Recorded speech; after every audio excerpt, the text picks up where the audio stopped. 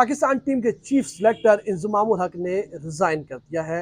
बहुत बड़ी खबर है, बड़ी डेवलपमेंट है और पाकिस्तान टीम के चीफ सिलेक्टर इंजमामुल हक रिज़ाइन कर चुके हैं। अपना इस्तीफ़ा इंजमामुल हक ने पाकिस्तान क्रिकेट बोर्ड के सरबराह ज़का अशरफ को भिजवा दिया है। आज ये इतलात आई थी कि ज़का अशरफ ने चीफ सिलेक्टर इंजमामुल हक को तलब किया था और मामला क्या था? मामला ये था कि इंजमामुल हक के ऊपर इल्ज़ामात थे कि मफादात का टकराव है, यानी कि इंज़मामुल हक का जो एजेंट है वही पाकिस्तान टीम के कुछ खिलाड़ियों का भी एजेंट है और इंज़मामुल हक की उसी एजेंट के साथ एक और कंपनी है जिसमें वो शराकतदार है। वही नहीं बल्कि उनका भाई भी जिनका इंतकाल हो गया वो भी इसमें शराकतदार थे। उसके साथ साथ मोहम्मद रिजवान भी उस कंपनी में शराकतदार थे। गुज़िश्ता दिनों ये खबर सामने आई जिसके बाद ये तहकीकात हुई और ये मामला सामने आने के बाद चीफ सेलेक्टर इंज़मामुल हक के ऊपर जो है वो इल्ज़ामात लगे और जिसके बाद ये कहा गया कि इंज़मामुल हक कैसे सेंट्रल कॉन्ट्रैक्ट का मामला जो है वो उसमें बीच बचाव करा सकते हैं, उसका मामला जो है वो हल करवा सकते हैं। आपको याद होगा कि सेंट्रल कॉन्ट्रैक्ट में पाकिस्तानी क्रिकेटर्स और जो पाकिस्तान क्रिकेट बोर्ड है, इन दोनों के दरमियान जो है एक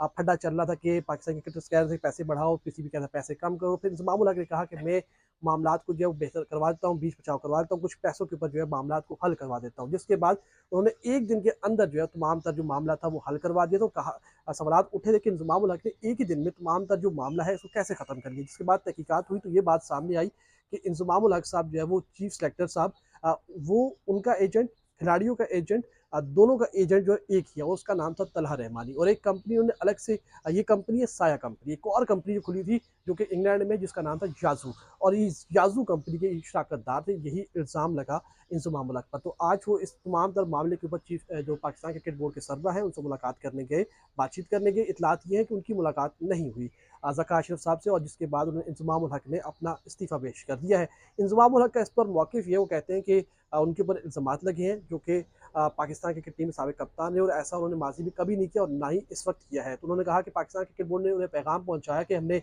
5 रुकनी कमेटी बनाई जो इस तमाम तर मामलात की तहकीकात करेगी, जिस पर इंज़मामुल हक ने कहा कि अगर आपने तहकीकात करनी है तो मैं फिर स्टेप डाउन हो जाता हूँ, मैं मज़ीद काम नहीं कर सकता।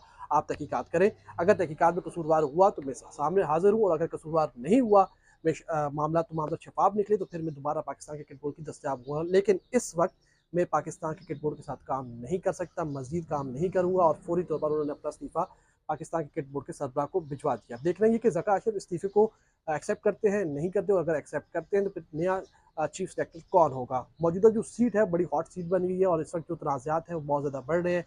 कौमी क्रिकेटर्स एक तरफ है, पाकिस्तान क्रिकेट बोर्ड दूसरी तरफ है, चीफ सेलेक्टर एक तरफ है, खिलाड़ी दूसरी तरफ है।